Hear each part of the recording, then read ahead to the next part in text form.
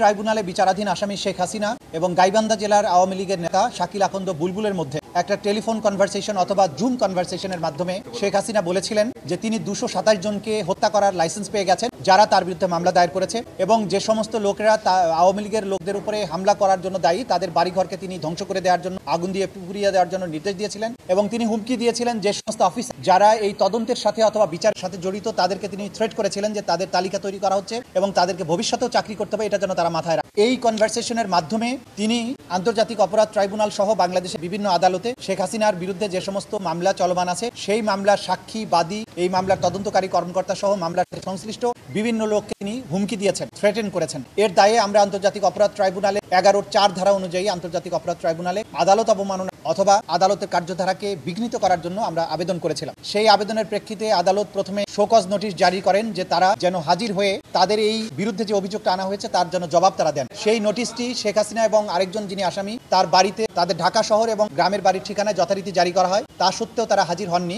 এরপরে আদালত পরবর্তীতে নির্দেশ দিয়ে দুটি জাতীয় পত্রিকায় নোটিশ আকারে এটা ছাপার নির্দেশ দেন যে তারা যেন এই আদালতে হাজির হয়ে এই কন্টেম্পটের রুলের ব্যাখ্যা দেন, তা সত্ত্বেও তারা হাজির হননি। এরপরে আদালত আসামিদেরকে ডিফেন্ড করার জন্য স্টেট ডিফেন্স লয়ার নিয়োগ করেন এবং এর বাইরে অতিরিক্ত হিসাবে সুপ্রিম কোর্টের একজন সিনিয়র আইনজীবীকে এমিকাস কিউরি হিসাবে নিয়োগ দেন এবং আজকে এটার উপরে চূড়ান্ত শুনানি অনুষ্ঠিত হয়। আজকে আন্তর্জাতিক অপরাধ ট্রাইব্যুনালের প্রসিকিউশনের পক্ষ থেকে আমরা আর্গুমেন্ট করি এবং এর বাইরে এমিকাস কিউরি এবং স্টেট ডিফেন্স লয়ারও আর্গুমেন্ট করেন। আজকে আমরা সাবমিশনে যেটা বলেছিলাম যে শেখ হাসিনার যে তর্কিত যে কনভারসেশন সেটিকে আমরা পুলিশের ক্রিমিনাল ইনভেস্টিগেশন ডিপার্টমেন্ট অর্থাৎ সিআইডির মাধ্যমে পরীক্ষা নিরীক্ষা করিয়েছি। তারা পরীক্ষা করে রিপোর্ট দিয়েছেন যে এই কনভারসেশনের যে দুজন ব্যক্তির বক্তব্য আছে সেই কণ্ঠস্বর দুটি, একটি শেখ হাসিনার এবং একটি শাকিল আকন্দ বুলবুলের, এবং এই কনভারসেশনটি এআই জেনারেটেড নয়, অর্থাৎ প্রযুক্তির সাহায্যে তৈরি করা হয়নি, এটি জেনুইন একটি কনভারসেশন। এই কনভারসেশনটি